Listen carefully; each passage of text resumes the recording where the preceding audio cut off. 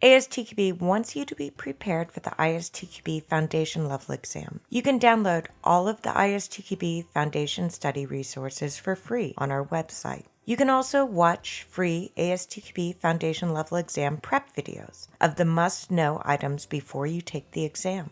ISTQB's Foundation Level. 4.2.1 Equivalence Partitioning. Equivalence Partitioning, EP, divides data into partitions, known as equivalence partitions, based on the expectation that all of the elements of a given partition are to be processed in the same way by the test object. The theory behind this technique is that if the test case that tests one value from an equivalence partition detects a defect, this defect should also be detected by test cases that test any other value from the same partition. Therefore, one test for each partition is sufficient.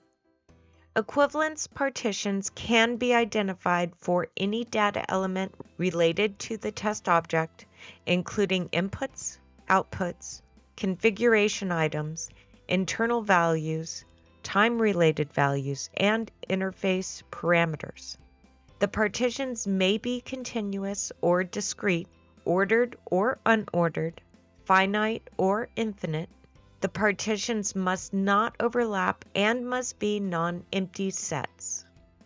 For simple test items, EP can be easy, but in practice, understanding how the test object will treat different values is often complicated. Therefore, partitioning should be done with care. A partition containing valid values is called a valid partition. A partition containing invalid values is called an invalid partition. The definitions of valid and invalid values may vary among teams and organizations. For example, valid values may be interpreted as those that should be processed by the test object or as those for which the specification defines their processing. Invalid values may be interpreted as those that should be ignored or rejected by the test object, or as those for which no processing is defined in the test object specification. In EP, the coverage items are the equivalent partitions. To achieve 100% coverage with this test technique, test cases must exercise all identified partitions, including invalid partitions, by covering each partition at least once. Coverage is measured as the number of partitions exercised by at least one test case, divided by the total number of identified partitions, and is expressed as a percentage. Coverage is measured as the number of partitions exercised by at least one test case, divided by the total number of identified partitions, and is expressed as a percentage.